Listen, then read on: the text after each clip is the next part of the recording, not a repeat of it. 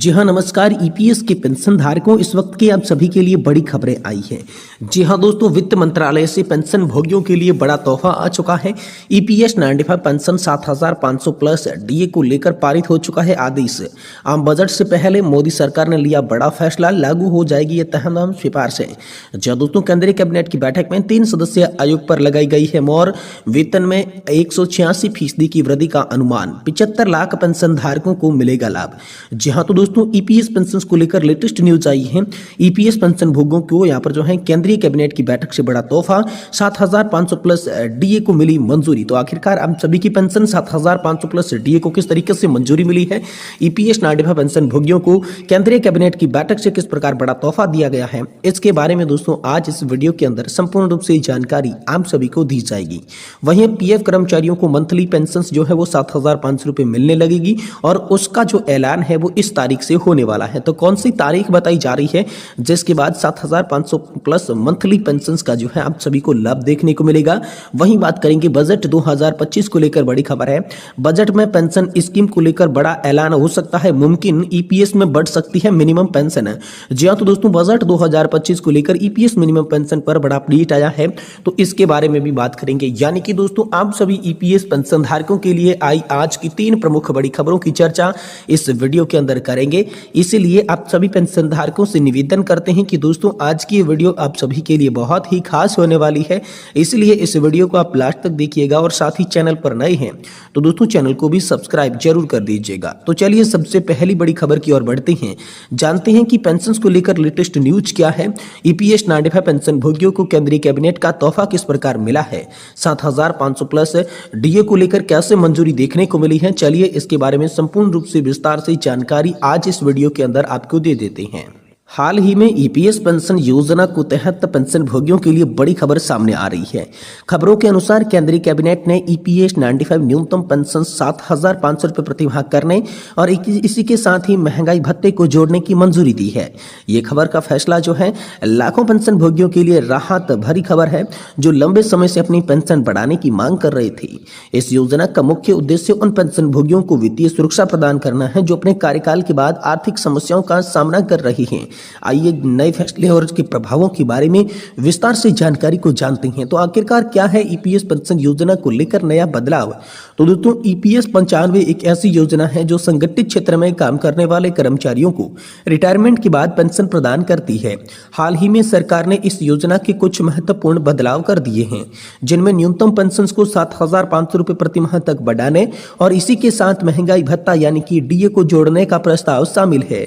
दोस्तों, सरकार EPS 95 pension योजना के तहत किए गए प्रभावों को लेकर मुख्य बिंदु क्या है। तो पहला है न्यूनतम पेंशन में वृद्धि। अब दोस्तों, ईपीएस 95 के तहत सभी पात्र पेंशन भोगियों को 7,500 रुपये प्रति माह की न्यूनतम पेंशन मिलेगी। दूसरा है महंगाई भत्ता यानी कि डीए। दोस्तों, नई व्यवस्था में महंगाई भत्ता भी शामिल किया जाएगा, जिससे पेंशन राशि समय समय पर आप सभी के लिए बढ़ती रहेगी। वहीं इस फैसले से लगभग 6 लाख से भी अधिक ईपीएस 95 पेंशन भोगी जो है लाभान्वित होने वाले हैं। और वहीं बात करते हैं वित्तीय सुरक्षा को लेकर, तो यह कदम बुजुर्गों को वित्तीय स्थिति को मजबूत करेगा और उन्हें आत्मनिर्भर जो है बनाएगा। तो आखिरकार ईपीएस 95 योजना के अंदर बदलाव जरूरी क्यों थे। ईपीएस 95 योजना के तहत पहले न्यूनतम पेंशन की राशि बहुत ही कम थी, जिससे लाभार्थियों को दैनिक खर्चों में पूरा कठिनाइयां होती थी। कई बार यह मुद्दा संसद और अन्य मंचों पर उठाया गया। समस्या की बात करें तो न्यूनतम पेंशन केवल 1,000 रुपए की थी, जो कि आज की महंगाई के हिसाब से अपर्याप्त थी। महंगाई भत्ते का अभाव था, जिससे समय के साथ पेंशन राशि स्थिर रहती थी और बुजुर्गों की आर्थिक स्थिति जो थी वो कमजोर हो रही थी। इसको समाधान को लेकर बात करें तो सरकार ने इस समस्या को ध्यान में देखते हुए न्यूनतम पेंशन बढ़ाने और डीए जोड़ने का निर्णय लिया। इससे न केवल उनकी आर्थिक स्थिति सुधरेगी बल्कि उनका जीवन स्तर में भी बेहतर सुधार होने वाला है।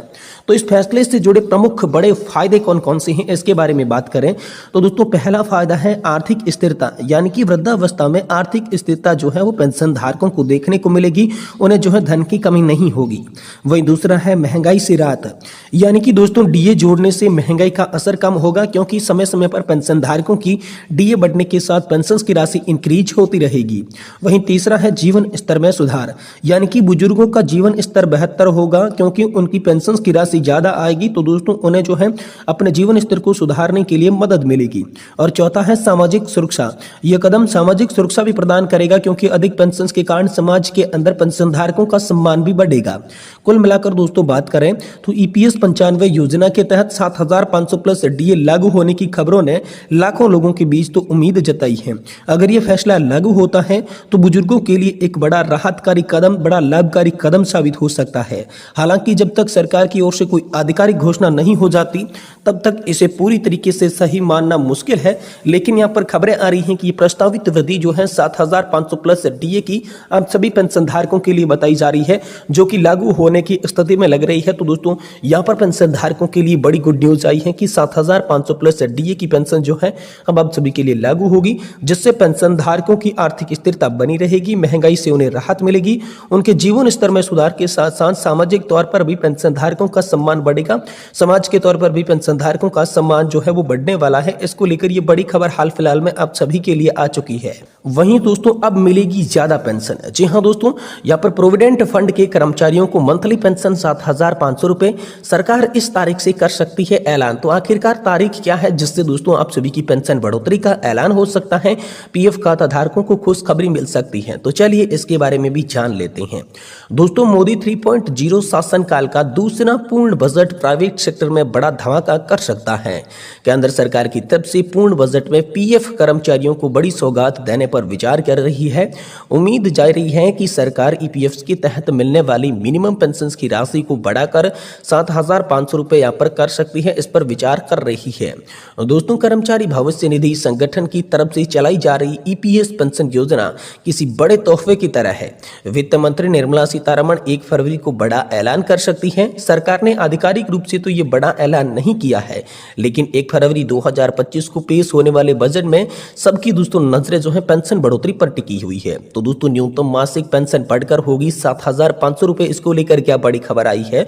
तो दोस्तों कर्मचारी भविष्य निधि संगठन की एम्प्लॉय पेंशन स्कीम 1995 किसी वरदान की तरह है, जो पीएफ खाता धारकों को रिटायरमेंट के बाद पेंशन की जो गारंटी देती है। पीएफ कर्मचारियों के संगठन ने कई बार न्यूनतम पेंशन 7500 रुपए महीना करने का अनुरोध किया। सरकार कर्मचारियों के इस प्रस्ताव पर कोई बड़ा फैसला हाल फिलहाल में ले सकती है। चर्चा है कि निर्मला सीतारमण ने ईपीएस 95 राष्ट्रीय आंदोलन समिति को आश्वासन दिया है कि उनकी मांगों की समीक्षा की जाएगी।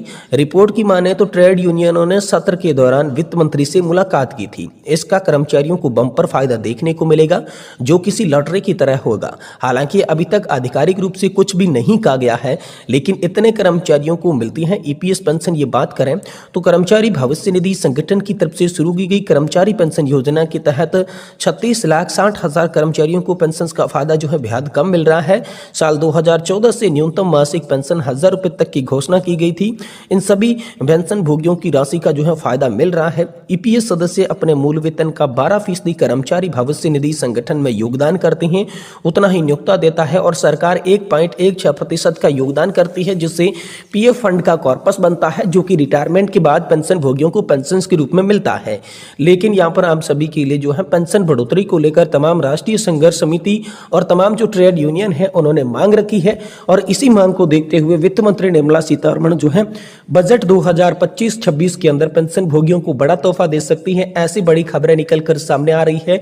हालांकि आधिकारिक तौर पर इन खबरों का जो है पुष्टिकरण नहीं किया गया है, लेकिन दोस्तों मीडिया रिपोर्ट्स की तमाम दावों के आधार पर ये खबरें हाल फिलहाल में आप सभी पेंशन धारकों के लिए निकलकर सामने आ रही